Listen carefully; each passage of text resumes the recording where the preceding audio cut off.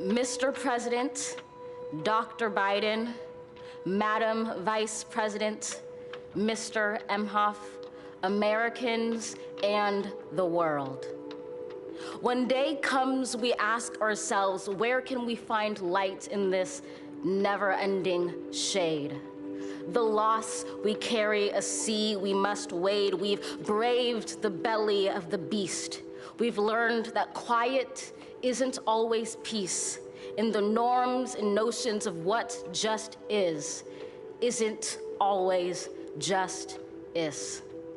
And yet the dawn is ours before we knew it. Somehow we do it. Somehow we've weathered and witnessed a nation that isn't broken, but simply unfinished. We, the successors of a country and a time where a skinny black girl descended from slaves and raised by a single mother can dream of becoming president, only to find herself reciting for one.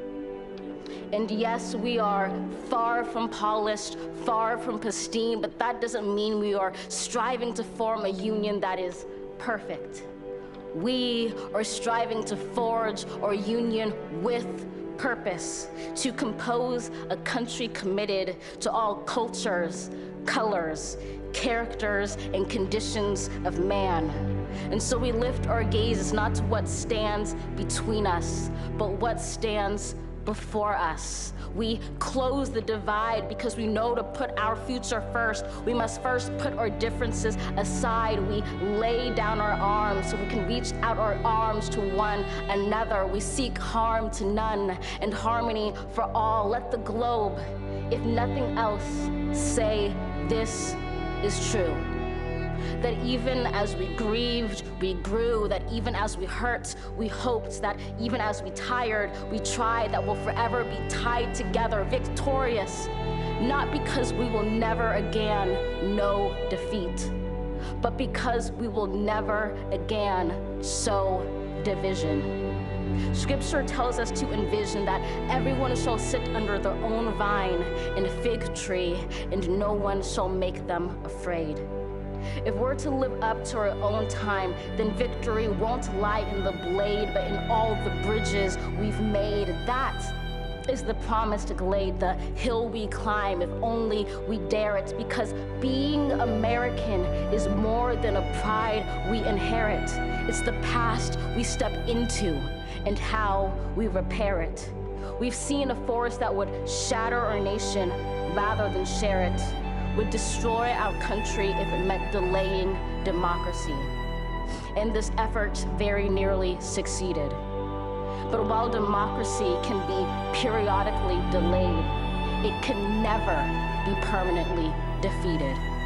In this truth, in this faith we trust, for while we have our eyes on the future, history has its eyes on us. This is the era of just redemption. We feared it at its inception. We did not feel prepared to be the heirs of such a terrifying hour, but within it we found the power to author a new chapter, to offer hope and laughter to ourselves. So, while once we asked, how could we possibly prevail over catastrophe?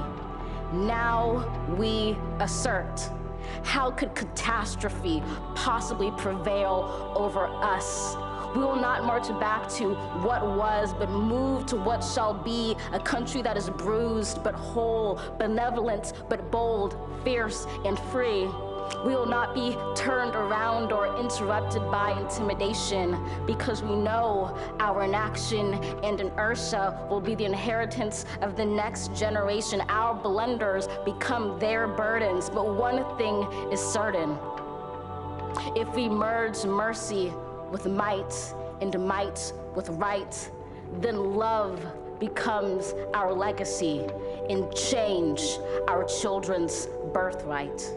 So let us leave behind a country better than the one we were left. With every breath from my bronze-pounded chest, we will raise this wounded world into a wondrous one. We will rise from the gold-limbed hills of the West. We will rise from the windswept Northeast, where our forefathers first realized revolution. We will rise from the lake-rimmed cities of the Midwestern states. We will rise from the sun-baked South. We will rebuild, reconcile, and recover in every known nook of our nation, in every corner called our country. Our people, diverse and beautiful, will emerge battered and beautiful. When day comes, we step out of the shade, aflame and unafraid. The new dawn blooms as we free it. For there is always light, if only we're brave enough to see it, if only we're brave enough to be it.